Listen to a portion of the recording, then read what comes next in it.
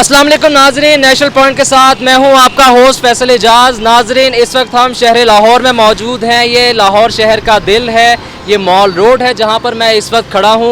मेरे साथ ये इतनी मसरूफ़ तरीन शाहराह पर आप देख सकते हैं, मेरे साथ इस वक्त ये एक खामोश गाजी यहाँ पर खड़ा है।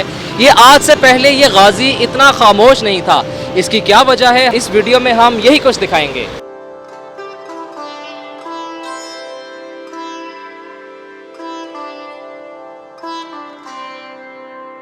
अच्छा जी, अब इस खामोश तोप के बारे में मैं आपको थोड़ा सा इसकी ज़रा हिस्ट्री बताता चलूँ। वो ये है कि ये अहमद शाह अब्दाली, जिसकी लाहौर से पेशावर तक हुकूमत थी, उसने ये तोप बनवाई थी। उसने ये तोप इस मकसद के लिए बनवाई थी कि उस दौर में 1760 की ये बात है, उस दौर में मरहटे जो थे वो पूरे बर सग़ीर में बहुत ज़ोर पकड़ रहे थे और इसी दौरान उन्होंने लाहौर पर हमला भी किया था। जब अहमद शाह अब्दाली पेशावर से लाहौर आया तो मरहटे यहाँ से भाग गए थे, क्योंकि अहमद शाह अब्दाली बहुत ताकतवर हुक्मरान था, जिसकी वजह से मरहटे जो थे वो यहाँ से भाग गए थे। अहमद शाह अब्दाली ने अपने एक वज़ीर शाह वली ख़ान को ये हुक्म दिया था कि वो असलहे की पैदावार जो है वो बढ़ाए, जिसके लिए उन्होंने अपनी कुछ तोपें, छोटी साइज़ की और बड़ी साइज़ की तोपें भी उन्होंने बनवाई थी। लेकिन ये उस दौर की जो तोपें थी उनमें सबसे बड़ी ये तोप थी। इस तोप की लंबाई तकरीबन 14 फिट है। ये 36 किलोग्राम बड़ा गोला दागती थी। इस तोप की ख़ास बात आपको अगर मैं बताऊं तो वो ये भी है कि ये तोप की आवाज़ इतनी ज़्यादा थी कि जब ये पानीपत के जंग में इस्तेमाल हुई थी तो इसकी आवाज़ ने हाथियों को डरा दिया था। मरहटों की फ़ौज बहुत ताकतवर फ़ौज थी उस दौर में, तो मरहटों की फ़ौज में हाथी जो थे वो बहुत ज़्यादा तादाद में थे। तो जब इस तोप ने अपना काम दिखाना शुरू किया था तो हाथी जो थे वो डर गए थे और उल्टे पाँव भागे थे वापस। इसकी एक दूसरी तोप भी थी बिल्कुल इस जैसी, लेकिन उस तोप का तारीख़ में कोई हमें नामो निशान नहीं मिलता।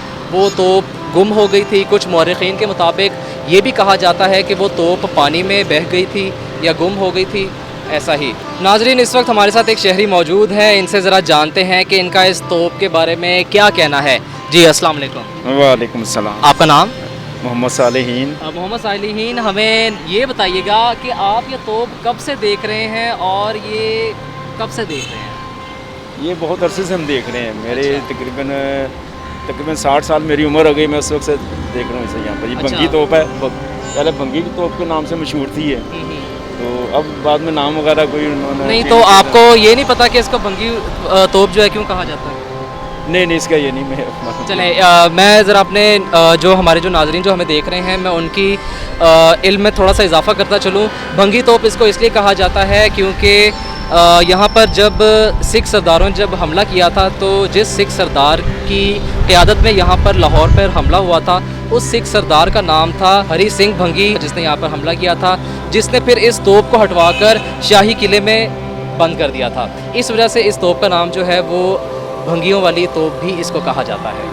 अच्छा, हमें ये बताइएगा कि आप यहाँ पर अभी थोड़ी देर पहले इन कबूतरों को दाना डाल रहे थे, तो बताइएगा कि इसकी क्या वजह है। यहाँ पर मैंने देखा है कि अक्सर लोग जो हैं इन कबूतरों को दाना डाल रहे हैं, तो बताइएगा क्या ख़ास वजह है इसमें? इसकी वजह यह है कि भी हमने अपने बड़ों को देखा हुआ इसमें डालते हुए। ये एक सवाब का काम है, सवाब की नीयत से डाला जाता है और कोई मसला नहीं है।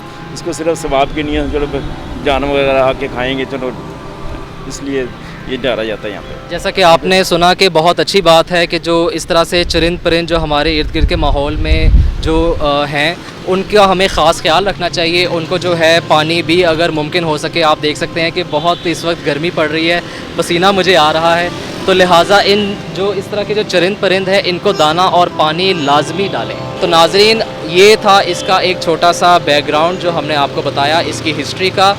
तो उम्मीद करते हैं आपको ये वीडियो पसंद आई होगी। हमारे चैनल को लाइक करें, सब्सक्राइब करें और बेल आइकॉन पर ज़रूर क्लिक कीजिए ताकि हमारी वीडियोस आप तक बर वक्त पहुँच सके। बहुत शुक्रिया। अल्लाह हाफ़िज़।